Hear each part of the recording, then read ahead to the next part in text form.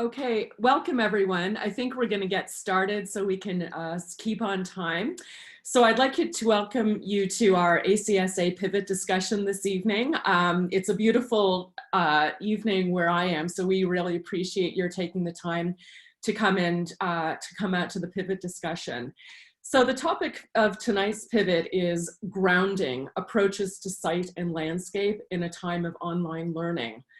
So this came together through the thinking of, or the pivoting from the pivot in a way to starting to make plans for online teaching or probable online teaching in the fall in 2020. So we began to ask ourselves, how might we teach and prepare for the possibility of an online fall 2020 semester with respect to site? And how can we continue to establish grounded connections to particular landscapes and communities, as well as to the issues and methods that strengthen the engagement of quality and integrity in our work? And so this panel will discuss the challenges and opportunities around defining, documenting, and designing sites with stakeholders in a time of remote teaching and learning. And so it was interesting as the conveners came together representing professors of architecture, landscape, and urbanism. Surprisingly, or maybe not so, our definitions or our notions of site were differing, and the ways in which we were conceptualizing teaching site or landscape expanded from a second-year studio to questions of like studies abroad programs and others. So we're really excited to share that with you tonight and then open it up to discussion. So I'm just going to quickly share my screen with you so we can look at just the format for tonight's discussion. So we're going to have a moment of, we're going to introduce ourselves. So there's 5 conveners tonight, again, representing landscape, architects and urban designers and educators in those. And then we're going to spend about 4 minutes each talking about our respective fall 2020 teaching plans and student prep. So maybe backgrounds to the studios or courses or studies abroad programs we might have led last year, and how we're now pivoting to the probable, possibility that we will be having to teach this online. We're then going to, after that, do a quick poll. We're going to share that with you, which basically asks, you know, if you're teaching online, in hybrid, or in person, and how you're dealing with the notion of site in your own teaching. And then we'll break out into a longer 2 discussion periods when we look at grounding and approaches for online learning. So the first discussion, which will be 20 minutes in length, we'll talk about developing an understanding of what site means, again, and it's developed by the following and how we are thinking of approaching each in fall 2020. We'll talk about, first topic will be pedagogy in place, and we'll get into that in more detail when we get to that. We will have 20 minutes of discussion, guided discussion between the conveners, and then we'll open that up to you and open that up to open discussion. And then our second discussion topic will be pedagogy and people. Again, we'll get into more detail when we approach that time. So that will be 20 minutes, and then we will open that up to discussion as well as sharing the results of the poll. And for the further or remaining 25 minutes until 8 o'clock, we would like to continue further discussion, either on anything that we've presented to you or discussed, or any challenges that you're facing with this notion of teaching landscape and site online. So I would like to just introduce myself. I'm just going to stop my sharing here. And we will go through the 5 conveners. So I'm a professor of architecture at the MacEwan School of Architecture at Laurentian University in Sudbury in Northern Ontario, Canada. And I think we'll go to the next people. I'm Catherine Bonier. I'm an assistant professor at the Azrieli School of Architecture and Urbanism in Ottawa, and I co-direct the Carleton University Urban Research Lab. My name is Aziza Chaouni. I am an associate professor at the John H. Daniels Faculty of Architecture, Landscape, and Design at the University of Toronto.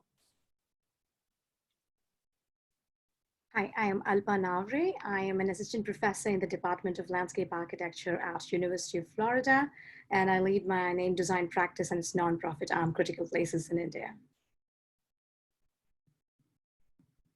Is Alissa with us? Sorry. Hi.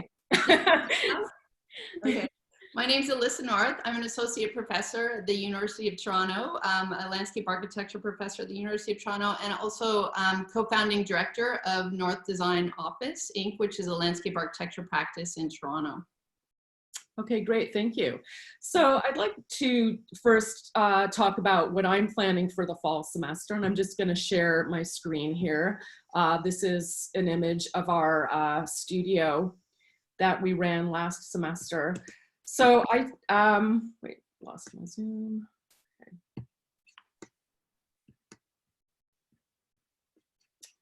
Okay, so I teach a second year architecture studio, which is, and I coordinated this last year, and it's in the second in the sequence of the undergraduate studios. So it's very much focused on architecture and landscape. And so whereas in the first year, it's very heavily focused towards a design build and a simple architecture or a modest architectural intervention, the second semester starts to open up students to the notion of situating themselves within a larger landscape or site, kind of writ broad. And I just wanted to add that where I'm teaching the MacEwan School of Architecture is in Northern Ontario in Canada. It's the newest school of architecture in Canada in over 40 years' time. It's bilingual in that it's English and French instruction, and it has a tricultural mandate with respect to English, French, and Indigenous teachings and learnings. So in the second year, we really engage in a kind of land-based learning methodology. We have an Indigenous elder as well as an Indigenous knowledge keeper on staff. And so they're very involved with us in this semester of learning. So they were basically, and I just wanted to also kind of preface this with that the Canadian schools of architecture, I believe, they have an earlier spring break or reading week. So we found out in March, whereas I think the American schools were on their study week predominantly when the COVID, the kind of lockdown and the shutting down and the shifting to remote happened. So, but because we were not on a study week, we kind of were finding out at the same time as the students that we had to leave the building and kind of thinking on our feet and shifting to remote. So with the second year studio, because we had done a lot of the site analysis, the kind of continuation of the studio I'm going to talk about in the winter, it wasn't really an issue, I would say, in terms of engagement with the site. It was a small ecological center located on one of our lakes in our conservation areas. I went out a couple of times to document and photograph the site for the students in terms of kind of measuring or registering the kind of seasonality as the site changed. But now we were, as our teaching team is kind of faced with the prospect of taking the second year studio and its large emphasis and importance on land-based learning in this sense of kind of place, getting out into a very specific landscape with a series of memories to it. There's the geological history, there's a very strong manufactured site or extractive site. It's the site of a lot of kind of minings and was also the site of a massive kind of reclamation or regreening, the regreening of Sudbury to kind of deal with that very severed, damaged landscape. In addition to the engagement of the Indigenous knowledge keepers in our projects. So we had 3 projects. The first was the cladding of the Wigwam, the image which you showed here. And it was actually going out and doing harvesting of initially the birch bark in the reserve at Ameksheng. That there was a crew that went out. And then the students for the first day were basically handed out a 3-foot birch bark shingle, if you will, with cedar shims, taught how to sew that with jute. And then we also went out with them and harvested spruce gum, which could be used as a kind of caulking, if you will, for the actual design build. And so within that, there was a lot of imparting from the knowledge keepers and instructions. And then basically we had a 2-day event where we did the design build. This had been a consecutive yearly project. instigated by Aladia Smoke, a former professor from the school, as well as Joey Lynn Wabi, who works in the Indigenous Relations Department. So there was also an engagement with students in different programs. And so it was very successful. The plan was for this year that the next stage would be to finish the cladding and in fact insulate it with reed located at the bottom of the lake. But so we've pivoted, and fortunately I had a shirt grant to document the entire, like the harvesting and the cladding and the design build and the teachings. So we've been talking about the idea that we could actually use those. This was for knowledge dissemination, but we could actually use the footage of the cladding to show to students who might not even be in Sudbury, right? And couple that with instructions from the Indigenous knowledge keepers. And in terms of the two other projects, one which was basically to design a path from the campus to a lakeside site, which ultimately became the final architectural intervention of Asana, which also dealt with a lot of kind of temperature issues. It's also linked to a design for climate change class, so students had to consider, you know, passive design strategies, inciting seasonality. You know, for that, we've actually planned, the core teaching team has planned a series of walks through the landscape to document for the students, to share with them in order to kind of curate an understanding of the site. And we anticipate we're going to be, you know, having a drone out there as well. But I guess the questions we're also grappling with, I mean, that seems quite manageable. You know, one of the things with working in First Nations people is this sense of sacred landscape and the imparting of sacred knowledge, and this, again, intrinsic relationship to the site. So, you know, is that truly replaceable? You know, what are the issues in taking the sacred knowledge that was imparted to us by elders that are also integrative with like stories, talk about genocide, right? What does that mean to translate that to a film video or an instructive video? You know, and I guess finally, you know, what is the issue in the so-called kind of curation of the site for students to select a site or to understand the kind of phenomenological qualities of that? Does that translate, you know, what are the issues? So these are the things that we've been grappling with. So I think we'll turn to our next speaker.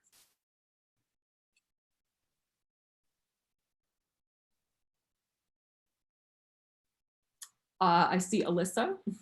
Oh, okay. I will go then. Okay, let me share this portion of my screen. So as mentioned, I'm from the University of Toronto, landscape architecture professor.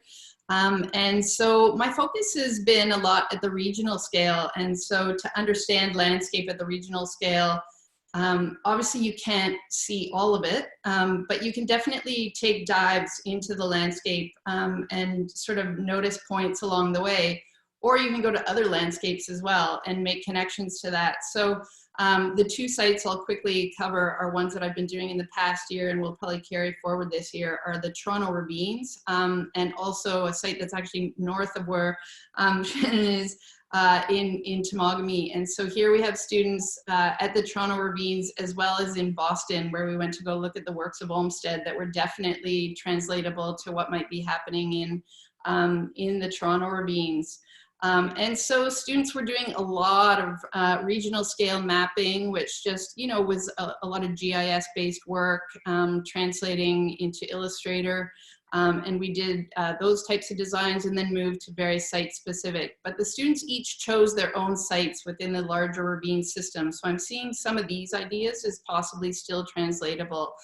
So another student with a very different site, a concrete part of the channel, another student at a sort of same part of that concrete channel, and then some design responses to that at a more detailed scale. And then some general principle responses as well that just have to do with fluvial morphologies, as well as how vegetation might grow over time. So some principle-based things, and then that came together in a publication. So the second one was Temagami. So I love taking my students out, rain or shine, snow, We had to find about 30 pairs of snowshoes for this travel, but it was fantastic. Everyone had a great time. The weather in March was phenomenal. We walked across frozen lakes and so forth. And this was really mainly to look at old growth forests at a very large regional scale in Northern Ontario. So this is about 4 hours drive north of Toronto. So again, there was a lot of mapping that was either obtained from documents or GIS based. And this came together in a publication that also basically relayed all that information that may be just right now in GIS databases or in old documents, or students kind of pulling together composite mapping that allowed them to sort of really understand, but also project ideas. And then there was a really abstract sort of design exercise that allowed them to work on sort of design principles at a modeling scale that, you know, again, could potentially be translatable because of their kind of abstract nature, but still bringing in a lot of time-based and landscape-based principles. So that's what I'm thinking for next year. Thanks, Alissa. Alpa, do you want to present? Sure. Hi, everyone again. I will be teaching an advanced graduate landscape architecture studio in fall 2020. And the course really provides an opportunity for the graduate landscape architecture students at UF to analyze a project site in the context of a developing country and then develop design alternatives that employ multifunctional landscape infrastructure systems and the resulting spaces to deal with critical issues such as waste management, water management, urban-rural migration, and issues of similar nature. And this is really, it sets up a really interesting juxtaposition where students from Florida, barring the international students, most of them have not stepped outside the country. And then suddenly they are working and designing for a culture that is as different as India's in the context of a developing country, but with similar subtropical, tropical climatic conditions as Florida has. And this really makes them very sensitive to a lot of values that they have grown up with and things that they considered normal, not very, very far back in time. Of course, what is now normal is something I'll be talking about again soon, but it really helps them make their, create a better understanding of their own cultural assumptions and rethink the design of built environment for equitable solutions that can benefit marginalized communities. The sites are typically in India where, with which I have a lot of familiarity and expertise, which provides a rich avenue for students to step out of their comfort zones. And projects have focused on issues of both urban and rural context at different scales. The site visit is an optional component, and as is a reality of many state schools, it is not within the means of a lot of students to travel halfway across the world to visit the sites. With that said, I have traversed the country with a few of my students, and even when students are unable to visit the site, they have access to a humongous amount of site photographs that I make available to them and basic GIS and land use maps. Even if you do a site visit or if you don't do a site visit, one of the things that is really challenging about working in these contexts are the huge data gaps in these contexts and students having to learn to work within the confines of that limited data to figure out where is the agency and where is the bar that can be pushed with what we know. You can never have enough of data, right? So with that in mind, I am not really sure what the project for Fall 2020 Studio will be yet, because for the first time I'm working with a partner in India, and the site is going to be a team decision, like the site and the project, about which I will talk in a little while when I talk about people. So I think this time really opens up a lot of thought into how we can rethink the delivery and the definitions of projects and studios in a way that we've probably not thought of before. Thanks, Alpa. Aziza?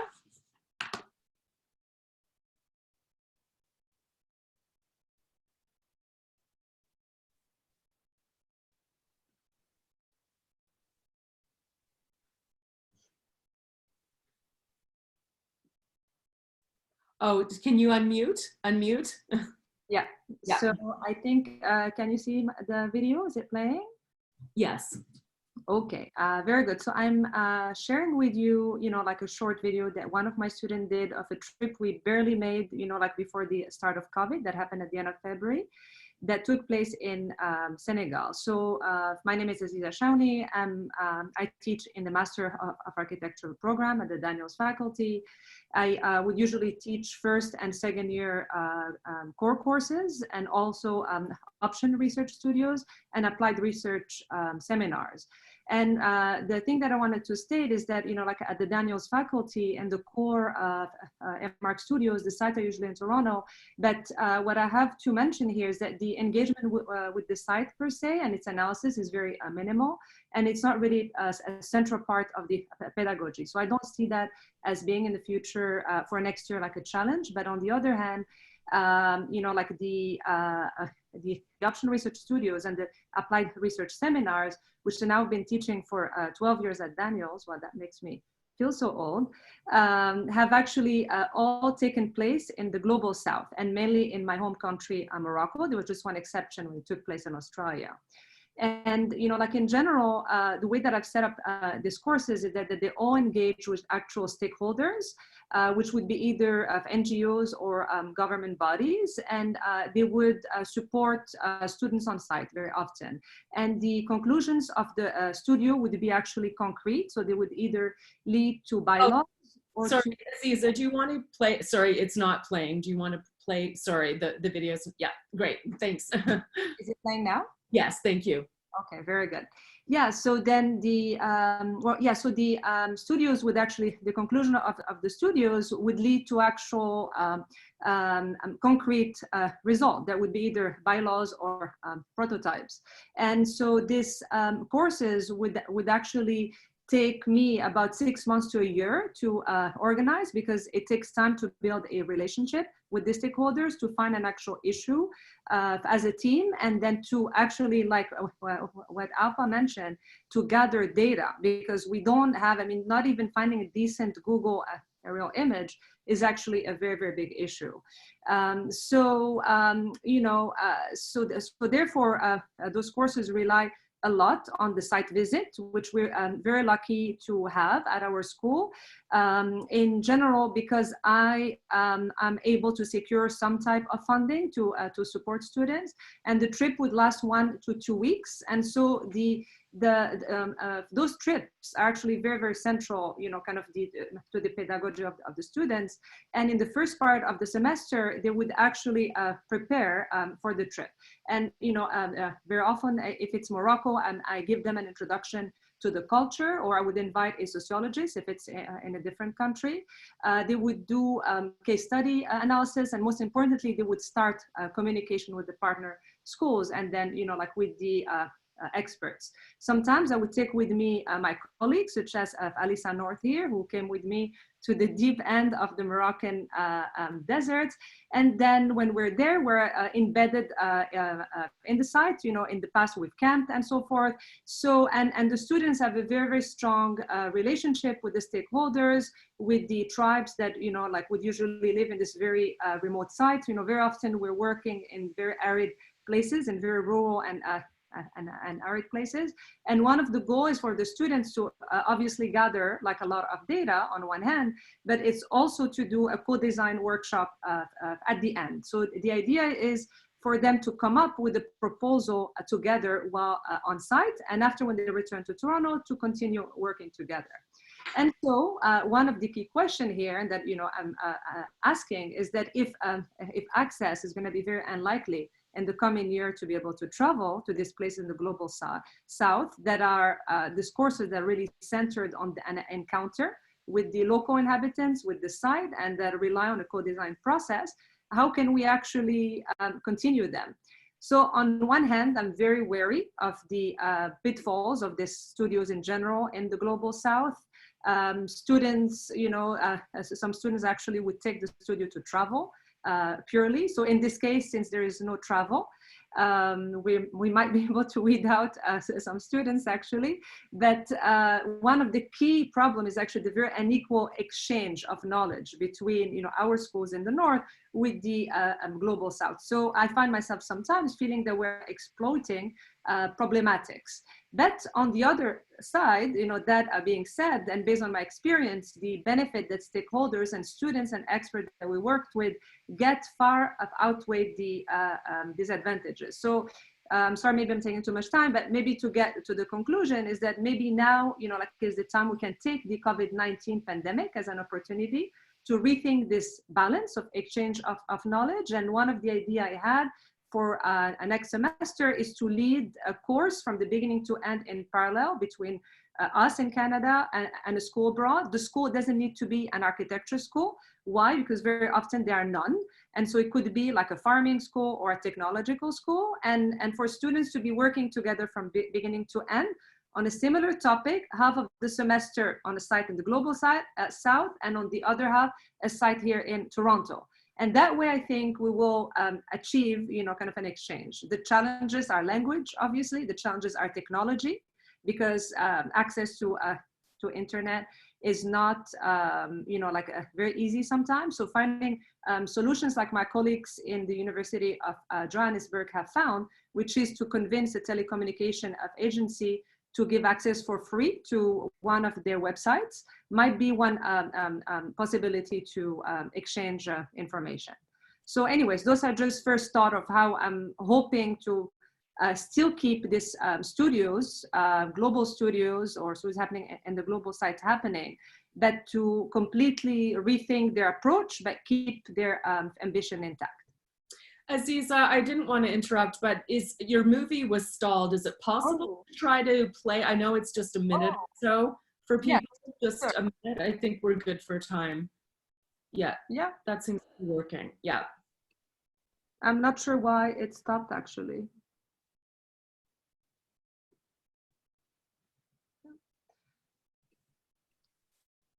So here in Senegal, we actually worked with one school of architecture and 3 schools of engineering. There is so far only 1 school of architecture in all of Senegal. And we also invited the school from Spain, who was interested in the same topic. Here we were looking at a modernist masterpiece, which is the International Fairgrounds of Dakar.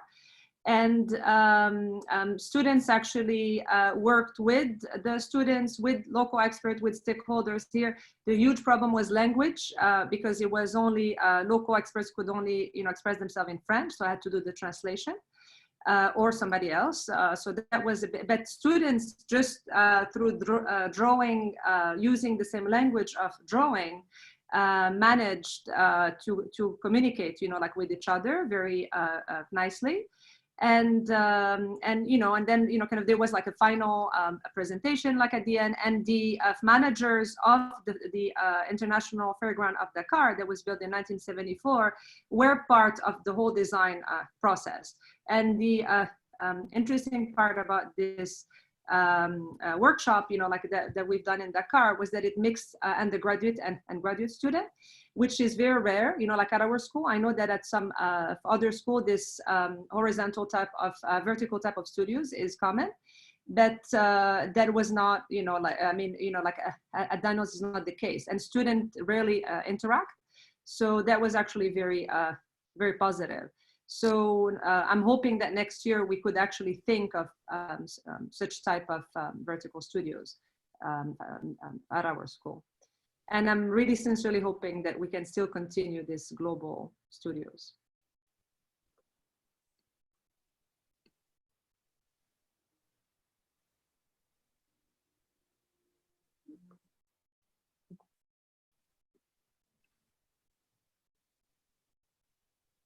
All right. Great, thank you, Aziza. So we'll go now to Katie Bonier.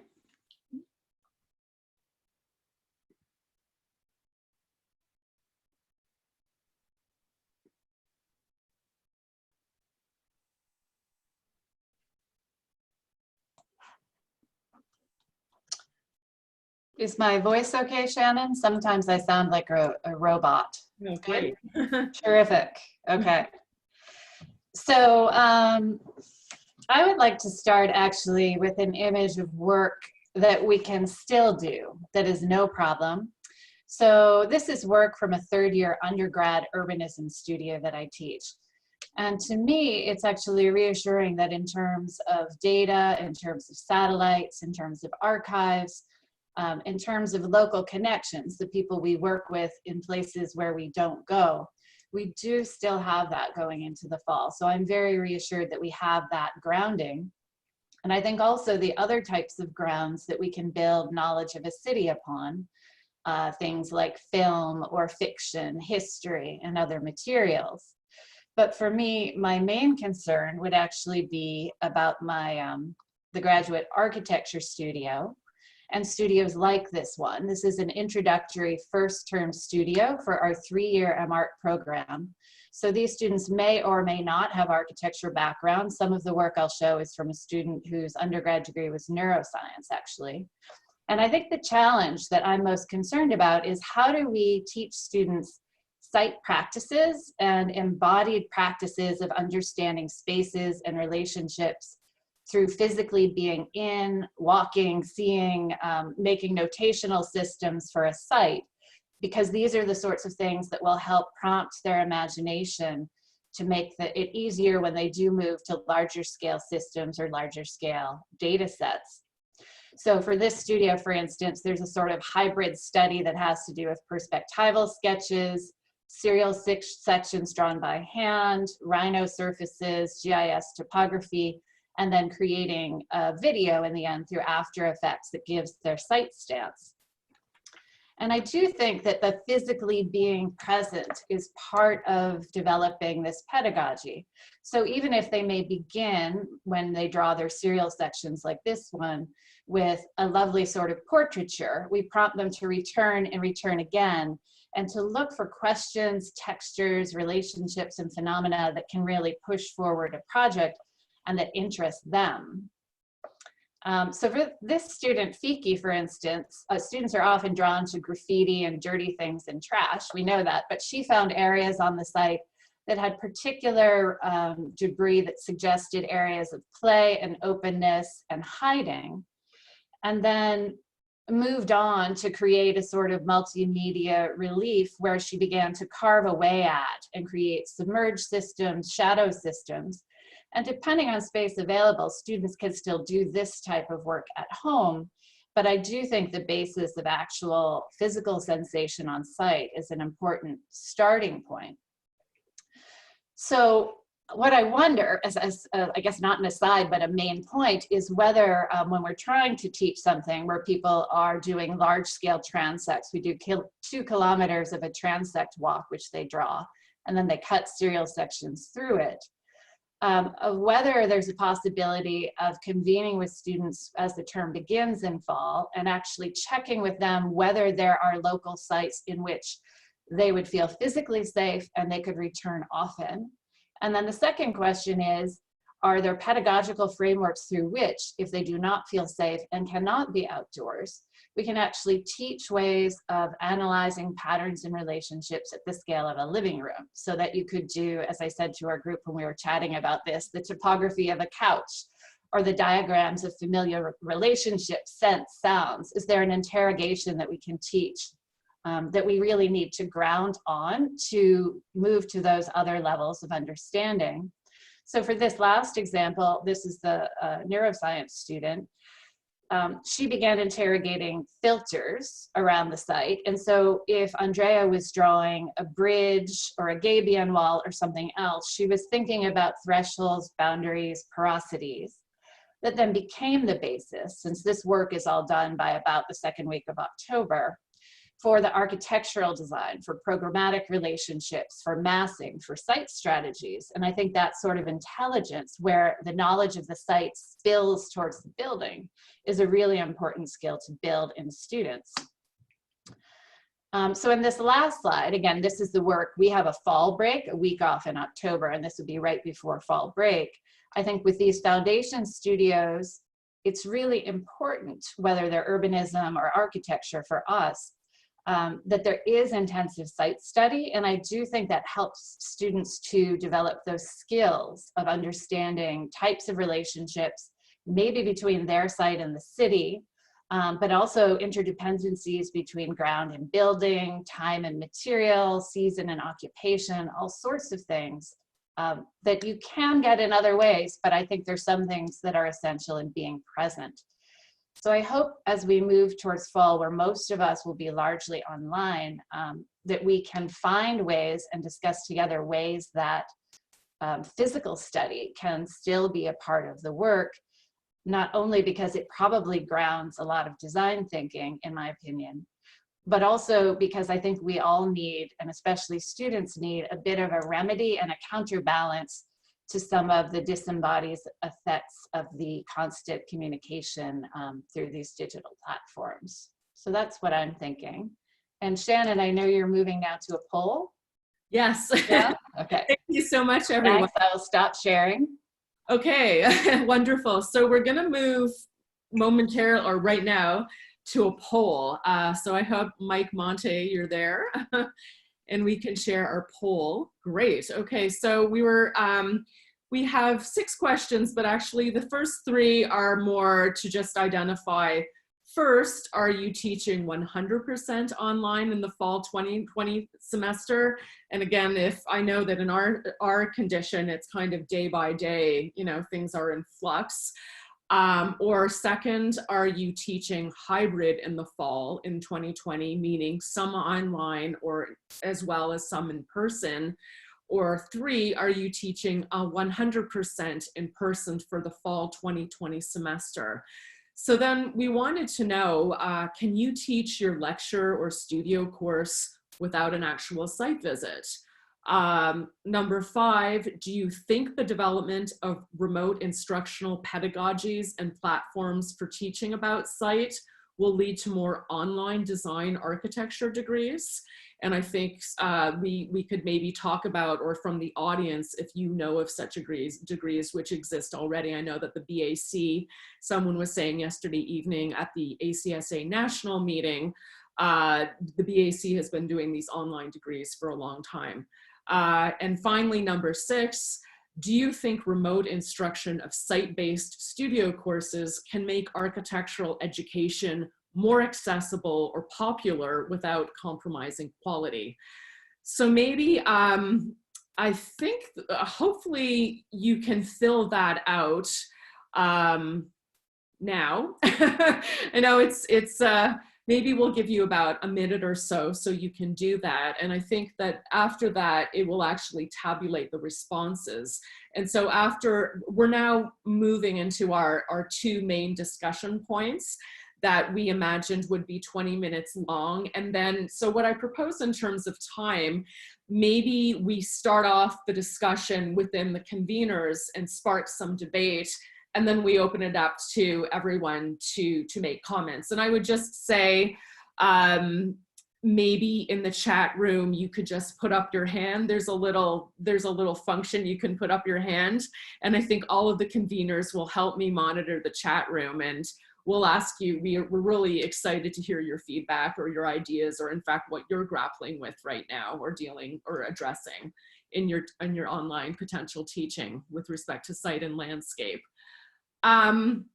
Okay, so as you finish filling those out, I think we're gonna move to the first discussion topic. So I'm gonna read this out, some prompts. So we have 2 main discussion topics we want to discuss. The first is the notion of pedagogy and place.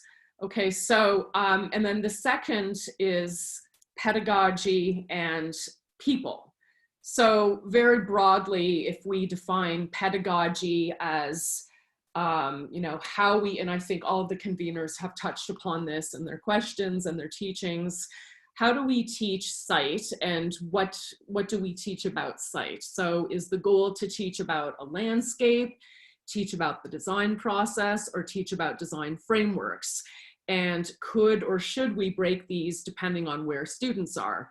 So, oh, okay. Wow, that was quick. Does everyone see the, I wasn't expecting this, but I think like just because it's popping up, I'll show you. So it looks like, oh, okay, so it looks like people are predominantly in flux. It looks like maybe 60% are maybe going to be online in the fall. 21% yes, 19% no. Again, it looks predominantly people will be hybrid in the fall, so 71% hybrid maybe, or, and then and again, it looks like predominantly people will not be, well, actually 50% will not be teaching in person. And then so in terms of our specific questions regarding site and landscape, can you teach your lecture studio course without an actual visit? It looks like it's split between a yes or a maybe, and no one is saying no, or 8% are saying no, we can't. And our question, do you think the development of remote instructional pedagogies and platforms for teaching about site will lead to more online design architecture degrees? Again, it looks like there's maybe half of you think that it's either yes or maybe, or, and then no is 8%. And then finally, if you think remote instruction of site-based studio courses can make architectural education more accessible or popular without compromising quality, yes, 21% say yes, 40% say no, and 40% are at maybe. So that's great. Thank you very much. So I think it was just defining in terms of what we've been thinking about in terms of pedagogy. So again, I think if thinking about, we break these depending on where the students are. So generally this could be a broad view, even a philosophical discussion for when design degrees will be delivered online. And there will be many other questions that each of us will also be bringing to this topic. So the first question, and again, I'm checking our time because I'd like to make sure that we do finish by 8 o'clock. I think we'll dedicate 20 minutes to this. So the notion of pedagogy in place. So what is the direct and indirect experience of phenomenon? How does the landscape speak to us about when we visit sites as designers or design students or as teachers? How is it narrated by others? When and how is this understanding necessary to help us define site? And how will we do this in the fall? So again, I think all of the conveners have discussed very different types of site visits, whether or not it's, you know, essentially within, you know, our cities in which, or towns in which, or rural locations in which we're based in. Or if, again, it's a notion of like a global design studio.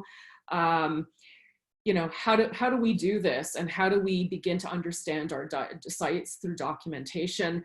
And something else I've been thinking about also, and which was discussed at the ACSA National last night, was this notion of equity, right? Or accessibility. And, you know, in fact, is the COVID crisis or the fact that we might be online, in fact, giving, and it was something that Aziza said when she was talking about study abroad models, and Alpa as well, who, in fact, because she's a state-funded school, in fact, all the time her studies abroad are remote. In fact, like, is this an opportunity to be more equitable for what our students can experience? Maybe a broader population can experience architectural education now, or maybe we, you know, arguably don't need to be in the locale that we're studying. What are the issues with that? So I think I'd like to open it up to our conveners first, and then open it up to the floor. Maybe I can start by sharing just, you know, kind of a small thought that this COVID crisis actually has in a way raised for me personally. So, you know, like what I did realize is that in the model that I was proposing to my students, the site was always mediated, obviously, by me, but I would say even more, that's the case for, you know, like off studios, but when you're dealing with a studio abroad that has a foreign culture, where most students have never been, where I need to actually producing much ahead of time, where there are no data, you know, available online or, you know, like at the library, that first pre-selection is actually done through my own spectrum. my own background, my own preferences, and so forth. And as I'm thinking back and looking at that process, I think that I didn't leave enough space to the actual stakeholders to also decide which type of data my students should base their project on. And obviously, the data and the way that you frame, I mean, I think that the way they frame the problem was usually done together with my partners, but the data that I gathered and I catered to my students was definitely had my imprint. Probably, and this COVID-19 situation is maybe raising the question about the agency of this, I would say, relationship to the site. And maybe it should not be curated, or, I mean, I don't know, one needs to test it, but what if we actually give the agency to the students to curate their own understanding of site? Yeah, I think that's a really great opportunity. And so you can hear me? Yes. Okay, good.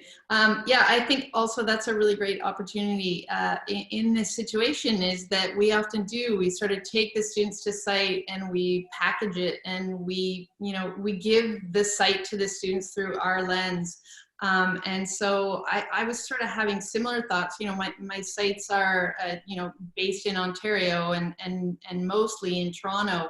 And that idea that, maybe one student could go out each week and lead us through a part of the ravine, because we can never cover the entire ravine anyway. So maybe we go to a small segment and that student leads a small portion of the walk, and they narrate their experience of walking, through that portion of the ravine, and that, how what they're seeing, what they're, smelling, what they're feeling, what the weather feels like.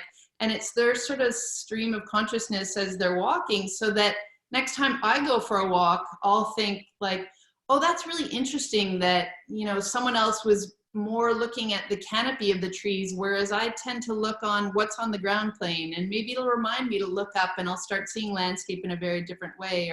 Or even, as a landscape architecture student myself, I found my world opened up as professors were pointing out, different things that I thought, I've never really looked at manhole covers that carefully. And now that someone told me, what's underground, I'm looking at them more precisely.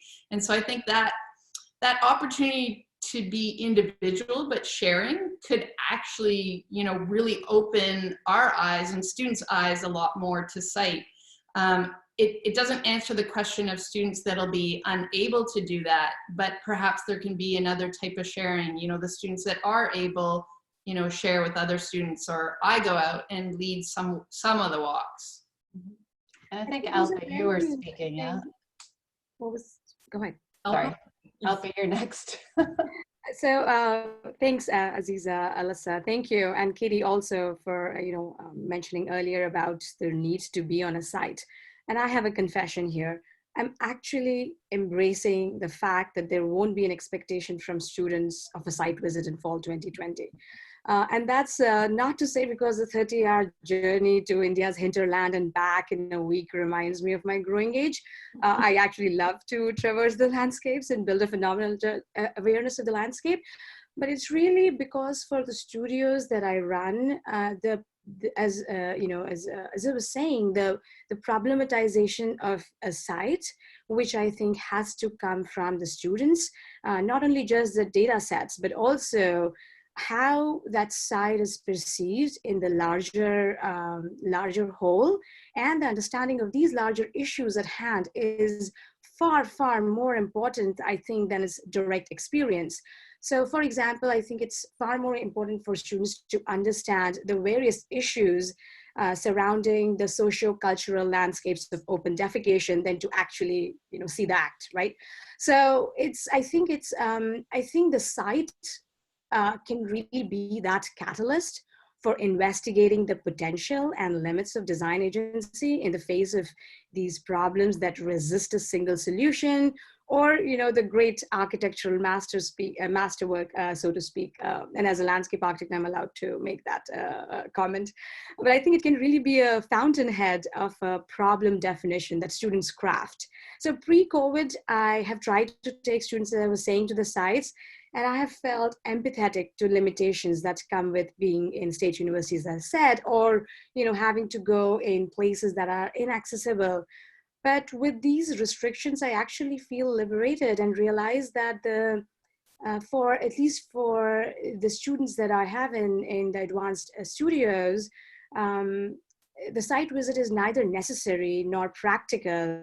And I understand that's a very provocative statement for exploring certain types of complex issues, far-flung sites, and pedagogical objectives that really prioritize reflective learning from differences.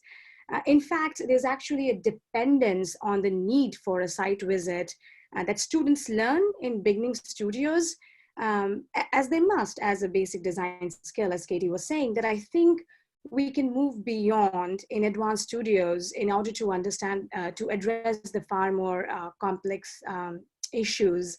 Because one can synthesize copious amounts of visual data and literature from other disciplines, but we really have to learn and train our students to develop logical and spatial frameworks and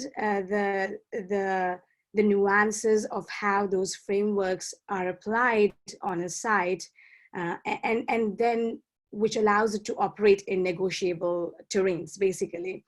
And I also think it's important in academia because I think this kind of work is very explorative.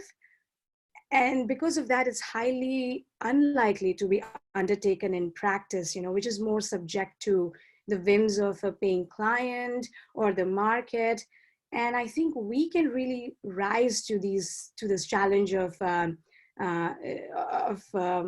projects that are structured around the larger issues. And I think that's incredibly exciting.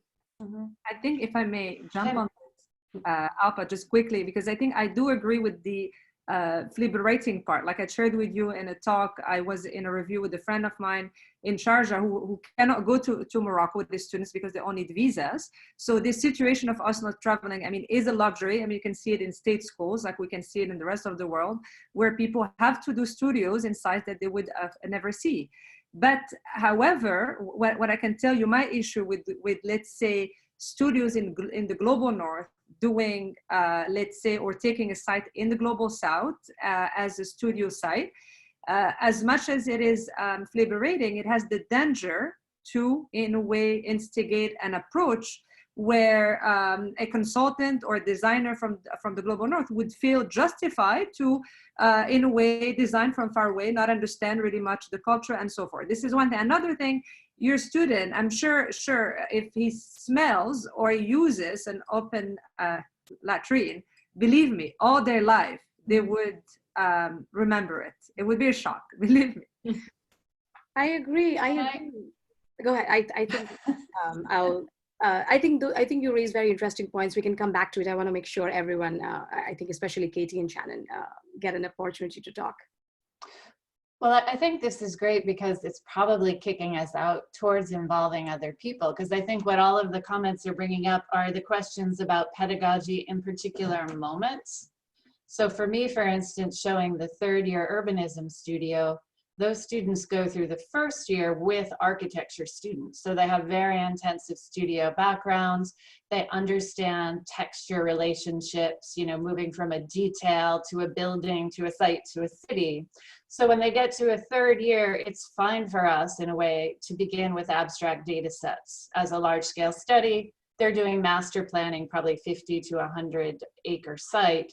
It's much better, of course, if you are embedded, and that kicks us towards people, pedagogies of people as well.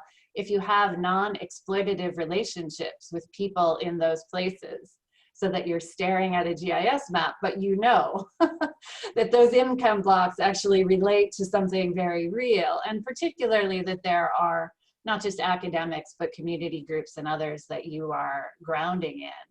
I think it's funny hearing everyone speak, especially so many landscape people, that architecture studio at the grad level may be one of, I would say, the most important places to teach site and real tactility of site, because it is so easy. We're training them to map and graph and work in Rhino at the same time and laser cut. It is so easy to launch into the worst architectural ideas if there isn't a sort of embedded and hybrid learning, I think, in that first year. So for me, it isn't that you're just listening to birds and staring at the trees. It isn't that you're fascinated with graffiti, but it is something that is about a time scale and social systems and other systems that you hope students will become curious and kind of acrobatic with in their exploration. But how we scale that pedagogy now, I think, is a lot about partnerships between pairing students. If one student can't be on site and another can they have a shared site? Or can I pair with Alpa in Florida and my travel studio is going to Florida and hers is going to scenic Ottawa? You know, how do we resolve those pedagogically in terms of grounding? That's some of my questions and thoughts. I mean, it was interesting because I think in the preparation of our also very interesting discussions amongst us, we were talking about this idea of like a global platform of extraction and mining of sites, not in a I mean, I live in a literal extraction site, but that the idea that, especially in studies abroad, you know, that you would have these partners or, you know, student relationships, and you would have kind of on the ground people who would be out there and, you know, through their eyes and their lens and their cultural understandings, be mapping and documenting these sites in exchange. And as I think one of you was saying, I was just thinking, you know, this kind of equity issue. You know, if some students are international and can't make it back for classes, if we do open up, or if we are still remote, you know, what is the equity issue of students currently living here who can access the site versus those who don't? And I think it's interesting, this notion of kind of sharing, or student, you know, the eyes of the students who can go out and want to share that with the other students. I think that that's really interesting. And so, you know, but one of the things I kind of grapple with as a, you know, a foundational studio, the second year, where architecture students are introduced to landscape, in some sense, like, I feel like this is critical what we're teaching them, that you absolutely do have to experience the site, right? That maybe architects might be perfectly happy, and we talked about this, to, you know, draw on a prescribed postage-sized stamp without understanding the larger ecological systems that operate on it, like watersheds, or, you know, even, you know, the notion of like nested scales. So I wonder, like, is this, you know, is this a solution for this fall, but that we still hope, well, you know, administrators won't say, well, why don't you just keep you know, teaching online instruction, right? Because we know that administrators typically don't understand why studios or only have 12 students in it, right? In terms of like instructor to student ratio. Is that a fear? I would love, I know this is rude, but I'm from Boston, I'm allowed to be rude. Can we not, let's not move to fears just yet. Okay. Zoom has a very negative effect. And Okay. some of the Zoom meetings, I feel like they take a turn halfway through and everybody goes on to like, we'll all be replaced by robots before we get to the end. But maybe we could, I don't know, there's lots of people have cameras off. Should we ask people who are listening to join in to chatting about place? Yes, I think let's, if we have people who have questions, please jump in and maybe put up your hand.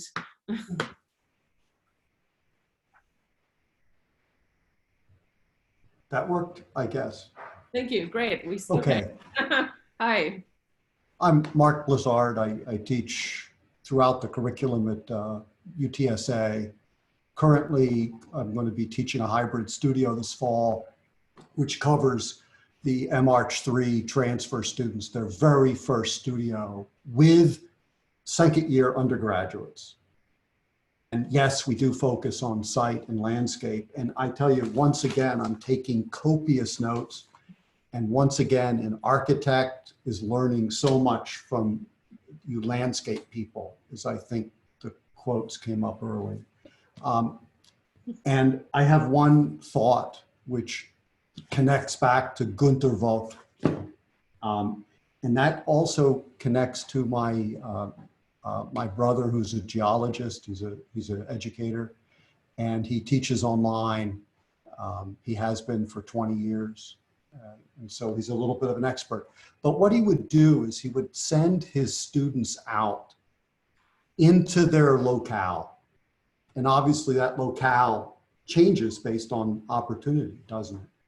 And every one of them would be looking for certain geological features. But if we take this into the realm of architecture and we send them out into a ravine, we send them out into a series of swales and into some sort of feature which exists where they are, depending on where they are. When they come back, they are an expert. They are an expert. And provided you have the right mechanism, whether it's something like Miro or Concept Board, where they can actually unload and collaborate and then present their findings. I think that that's very, very, very valuable. The fact that each of them, because for so long, yes, we as faculty are mediating the student's experience of a particular site. But if that site has opportunities, and maybe even ones which are displaced, but opportunities for students to select their own site, they become experts. And I think that is a wonderful, thing to embrace as well. I wonder if there's so many people here, like has anyone pre-COVID ever tried having students self-select and actually crowdsource site? Or do you always give a site? Or do you have thoughts about how, if there is anyone who hopes to teach actual physical study of site, do you have thoughts about how you do it? Hi, excuse me, I'm Katia Crawford and I teach at UNM in the landscape architecture department. And some of our master's, students doing master's projects can't have access to a site because of government restrictions to information. And so part of that has been the idea of crowdsourcing for a site and doing whatever you can to actually get to that site. And we've also done, I taught a competition studio for years, and we're a state school. We don't have a lot of money. We travel when we can. But, we had a competition in Warsaw. We had a competition in Spain. And we do what we can to understand the site. And I am a huge believer in understanding a place through embodied ways of knowing and situating myself. At the same time, there is some sort of liberty that can happen from ignorance as well, where the design ideas start off really big instead of all the reasons why someone can't do something. And that way, when we do sort of a remote visit, the students don't treat site analysis like a linear process. As they start designing, questions come up and they go back. And so I feel two ways about things. One of my sort of biggest fears is that people are not in touch with the systems in our cities and landscapes and understand, like landscape literacy, I guess would be a way to put it. So I like to get students outside as much as possible and have them experience spaces, both architecture and landscape architecture students. But I don't think it's impossible to do a site visit remotely.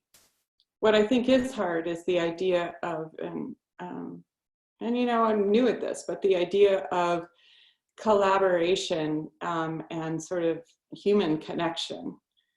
Designing, and so much of what we design are public spaces and we can't really go into them. So it's tricky. It's a tricky business, but I also think it's really fascinating. Thank you. Does anyone else have any, I'm just curious, is anyone else also dealing with these issues of shifting to online with respect to site or landscape? Do you want to share any of the studios you're maybe preparing for?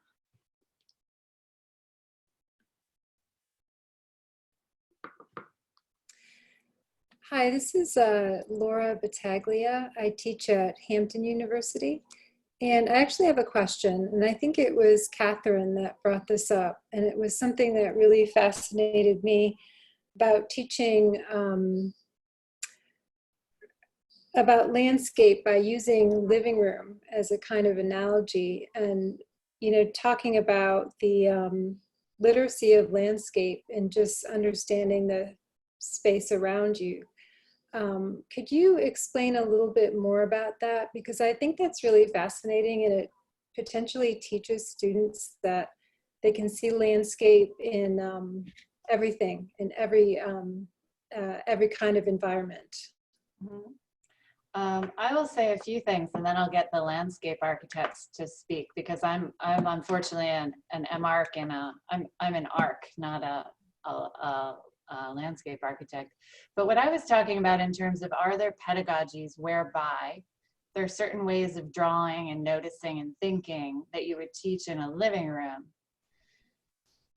I do think it's possible, and I do think partly we're teaching students, I love the idea of landscape literacy or site literacy, that in the way you are studying or drawing, the things you're choosing to see, literally the things you're choosing to layer.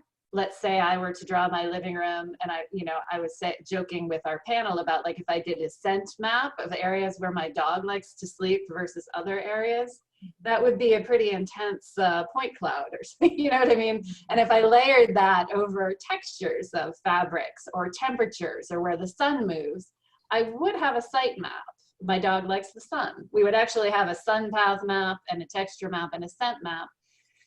I don't think, the thing you probably can't do with that we do in beginner studios often, is do the scalar translation, where you then say, imagine your living room is the size of the moon. I don't know if that would work. I was inspired, I used to teach at LSU, and Greg Watson, who many of you may know, taught a first-year architecture studio where students would find fallen wood, like logs, and they would draw and model them as objects, and then they would build metal armatures and things on them and learn to draw section and model them again. And then they would imagine the log as a large landscape and redraw topography maps and reimagine them again.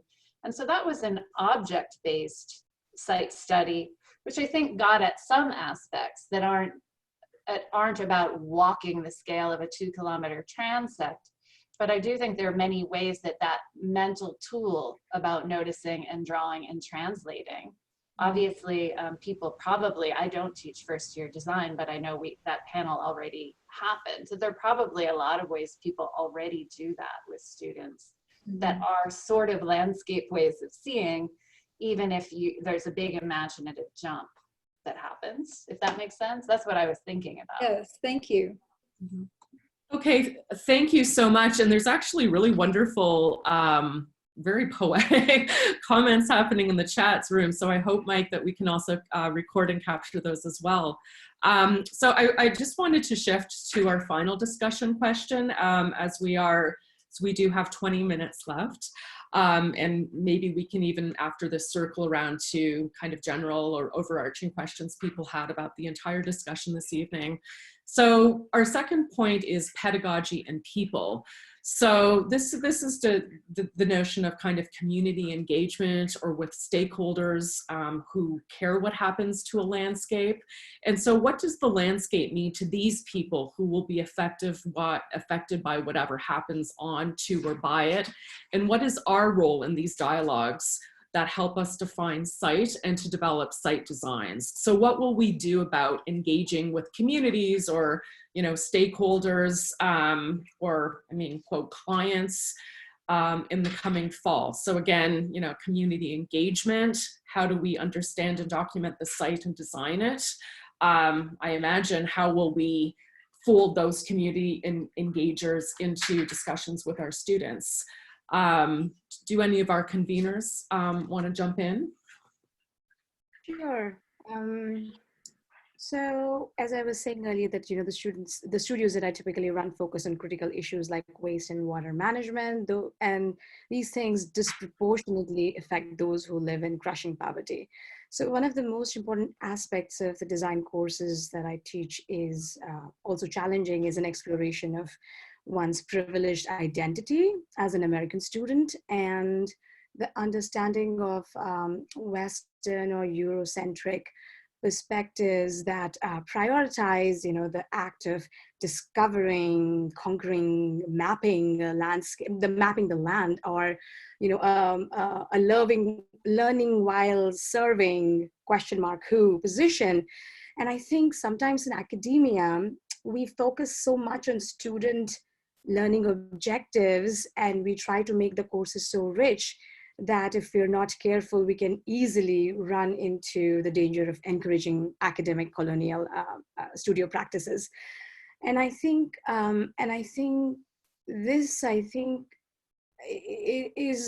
is really, very critical issue that I have been thinking more and more, especially with COVID, because what this situation opens up is that like American universities, universities in other parts of the world, in India, are also looking at online instruction for the first time. So I think thinking of developing those kind of virtual exchange learning modules, I think are different from what our earlier normal would be, where we would, go with some ideas about, okay, this is the site, this is how we want to set up relationships. But right now, for the first time, I think American students and Indian students would actually be on the same footing, sharing and collaborating via WhatsApp, simple things. And I think these kind of accessible platforms set up relationships that are not hierarchically loaded, basically. And I think those are some of the things that pauses like the pandemic really give us time to think through. I was thinking that there might be an interesting opportunity in that regard that also starts to put things a little bit on an equal footing, is that when we structure site visits, or even when we structure this sort of major stakeholders or the people that will be, imparting knowledge about their site or their kind of problematic to us, it's often sort of a higher up character that, has the stage in front of a group of, 25 students or so.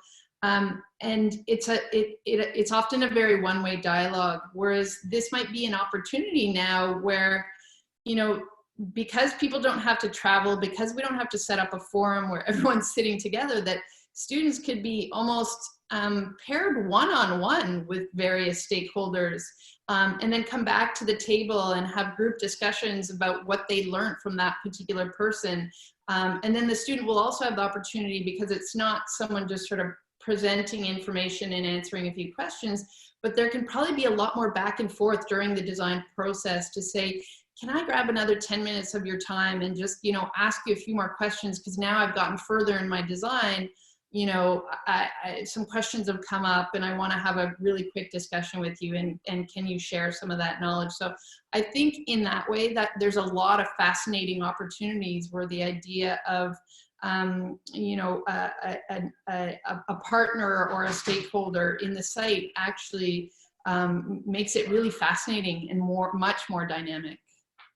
I mean, I think, what I may add, I fully, agree with you, but I would like to go one step further and maybe think that this COVID pandemic situation is also forcing people to be confined. People get more bored with their own job. I mean, I'm speaking about stakeholders and are more inclined to try new things. And the past years have been trying to push for this co-design, approach, rather than the experts or the stakeholders to only come at the review process, but to actually be part of a team. And in this last course that I just taught, a research applied seminar, we worked with a child psychiatrist NGO based in Palestine. And we had doctors that deal with trauma work with the students for the whole semester. We've learned a lot. They've learned also a lot about design, but it was a challenge because, of course, when would they find the time in their very busy schedule? Especially, we were caught in the middle of the semester, in the middle of COVID. But I think that if the stakeholders feel passionate and there's a common goal, and a goal I think that's concrete, where you end up with something that they need as an NGO or as some other institution, it's more likely for them to invest their time. And my last comment is regarding what Alpa said regarding the trying to open the knowledge of our universities to the global south and also to the non-global south, right? You know, to the poor north, global north. And I think this, our universities and administrators have to step up and allow us to share certain lectures and certain discussions. And we need to find a way to make it maybe through a web app, or maybe we need to find, I know that Instagram has a low bandwidth, so maybe the Instagram discussions are more accessible when you have a low, you know, like a weak internet connection. So I think now is really like an opportunity for us to democratize knowledge. Thank you. I love that phrase, Aziza, the democratizing of knowledge. And I think that is, you know, so poetic if we can just get all the administrators to sign off.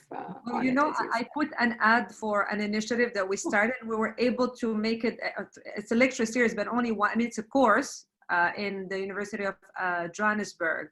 And for the University of Toronto, I mean, we could only make one lecture common for now as a first step. And we're hoping that in the fall, the whole content of a course can be shared and students can jump in, and that can be open. I mean, this lecture series is actually open to everyone. It's downloaded on YouTube on a Monday, and on the Thursday, you know, like anyone can join on an Instagram discussion with the lecture.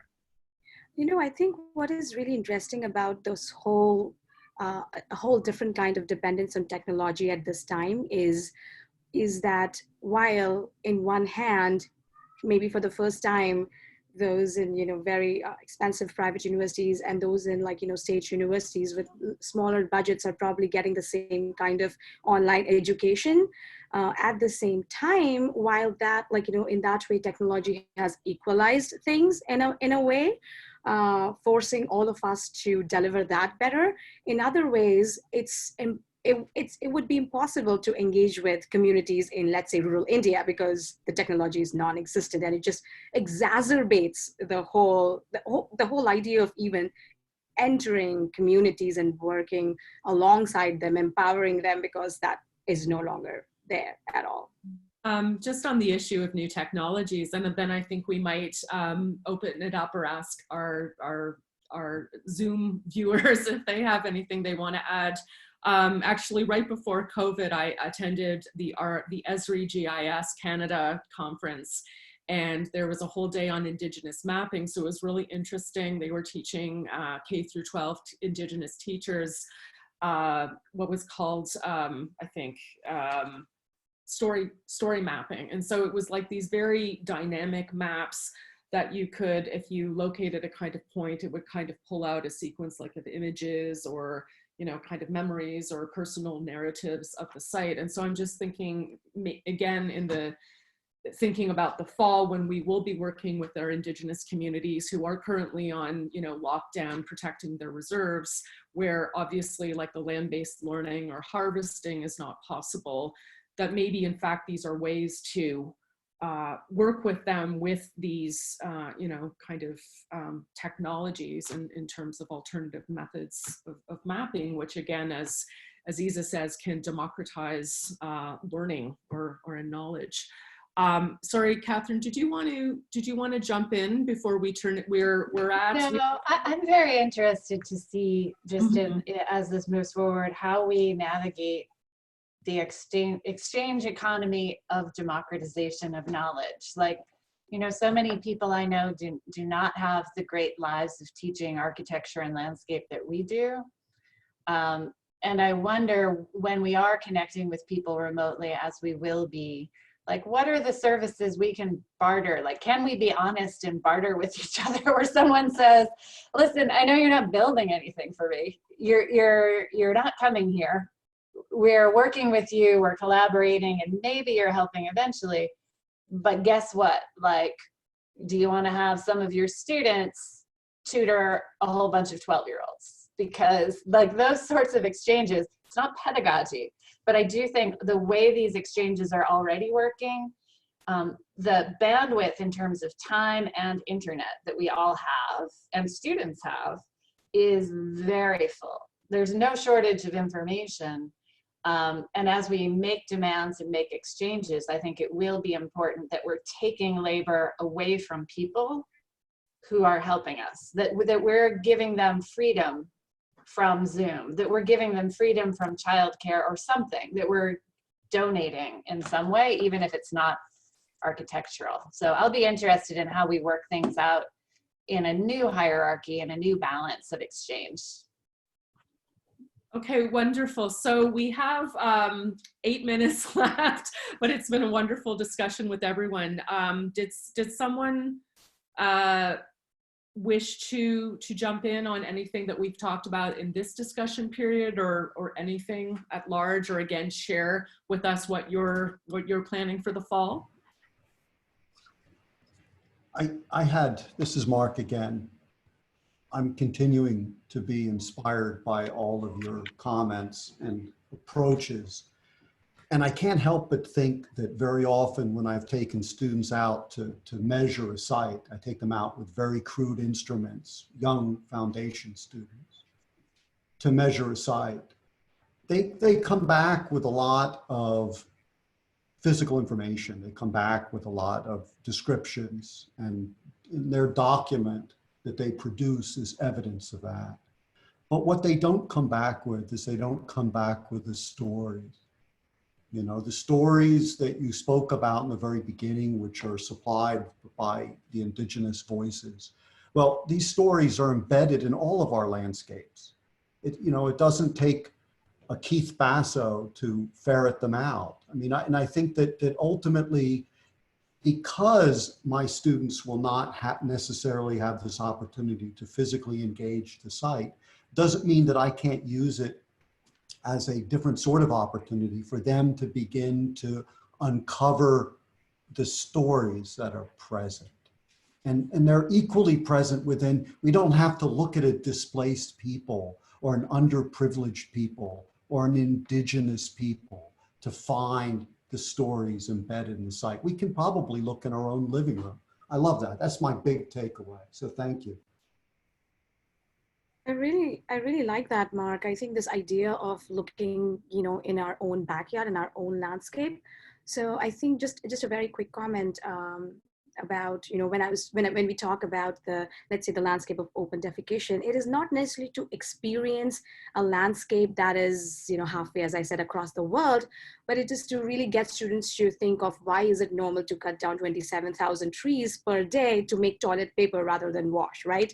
Or why wash when you don't have water, right? So I think these stories where they start to relate with their own experience and their own ideas is what I think the real benefit of education about, sight and grounding yourself even is critical. Yeah, I think absolutely on that part, there's something about landscape that, whether it's inhabited by people or a very remote location, it's constantly changing, it's dynamic, and there's this component of time that is so experiential. And that's something that you have to be outside for, you have to experience. But I think there's so many opportunities in terms of, going back to that idea of the competition. I don't know how many countless competitions I've done where I just didn't have an opportunity to get to the site. And the design process is still incredibly valid. And the design may not fit perfectly with the site because you didn't have that opportunity to know that the topography was actually very varied and not a smooth, flat area. But as a design process, it still works. So I think ultimately our students will be, learning a ton this semester. And that if we can impart the passion when we can all get back out together in the landscapes, I think they'll see that much more. That knowledge will have been built in them. I have a question. We talk about perhaps making design more accessible or an education more accessible through this online engagement. One of the issues that we really have here is that so many students use our campus for internet and for computers. And, you know, I'm sure you've all heard that Navajo Nation has been hit really, really hard by COVID-19. You know, clean water is an issue, internet is a luxury. And so in some ways, I think it can have that process. In another way, the school, the campus is a home or a refuge or a place of safety and learning. Not for everybody. Everybody has their own sort of experiences, but that's been one of the issues, is how we have equitable access to technology, to services, to the internet, to online learning, particularly when also a large, you know, part of our student body, they have kids who are probably going to be at home. Are there safe spaces to work? So all of those issues are issues that I'm very aware of and don't have any kind of solution to. But they're very real, and it's a design. I feel like all of this is a design problem. I haven't figured it out yet. Yeah, I've wondered how, as universities are in theory possibly, I could be totally wrong, I'm not an economist, but saving money on operations and whatnot, and collecting tuition, whether there's ways that we or organizations like the ACSA or professional organizations can begin to provide suggestions and use leverage around distribution of technology. I'm always worried, like in discussions like these, that we deteriorate into just talking about technology. But I think that equity issue and the access to these sorts of portals, or to a safe home, or to freedom from childcare, we know those are the things that are showing up for a lot of people right now. And I do have a sense that after we get through the how do we do this, the next question is, if we're doing this, how do we leverage what we have so that we can maybe distribute some of these resources or argue for them? I'll admit it's easier, I think, in Canada. Having taught at LSU, you know, when I think about how things probably operated there, I know that there are limitations in different places, but I think we do have some power there. I think that's, Katya, I just wanted to touch base again on what you commented, because one of the things that I think has been obvious to everyone who's taught this past semester was, you know, there are babies in the Skype meetings with students, and you know, it's a part of life. And interestingly, I was not expecting, don't let my students hear this, I guess it's going to be recorded, but you know, I was not expecting a lot, and I was blown away by how well they rallied and how well they were able to focus, you know, and talk about their projects. And the whole transition in my own mind, when I started to think of relaxing some of the expectations that you would have from students in a regular studio a semester, made me think of whether there have to be changes in all of us and all of our collective expectations as we move forward, just to account for all of these different issues of equity and access and childcare that we are not going to solve anytime soon. I was going to make hi, this is Claudia from University of Mercy. I was going to make similar comments to Katya, and maybe connected to Alpa. We have several students that are actually homeless, and also several students that went back to very remote rural areas of Michigan where internet is very sporadic. So even finishing up the semester for some of our students has been quite challenging. And you know, I think that the concept of democratization through technology is very tempting, but I really think, and it's not a, you know, tech-based discourse here, but I think that if we are shifting to online, we have to think of accessibility the same way as thinking of accessibility when we bring students to a site, and some people can move in a certain way and some people can't, or some people have vision problems. because the problem is that there's an additional layer. So the question is, depending on the type of screen I have, on the size of my cell phone, an image is going to look a different color, or I'm going to be able to notice certain differences, or my audio is going to allow me to pick up certain things versus others. So it's really an additional layer of a medium that adds to our senses. So the way we understand information and process it is going to be truly impacted by the technology we can use. So that's creating a lot of disparity, at least from my perspective. Thank you for sharing that, Claudia. I think all of this technology is probably going to make us more human in our expectations from our students. Hopefully. Okay, well, we are at 8 o'clock. I don't know if anyone had any final comments or questions or insights they wanted to share. Thank you for putting this together. Thank Yes, you. thank you. Thank you for coming. We've really enjoyed your comments and your discussion in the chat room. So I think, thank you so much. And also thank you very much to the conveners. I've loved even our discussions kind of preparing for this. And I hope that we keep on this dialogue as we move in the fall 2020 or move into the summer and preparations for fall 2020. Thanks for organizing, Shannon. Yeah. Thank you.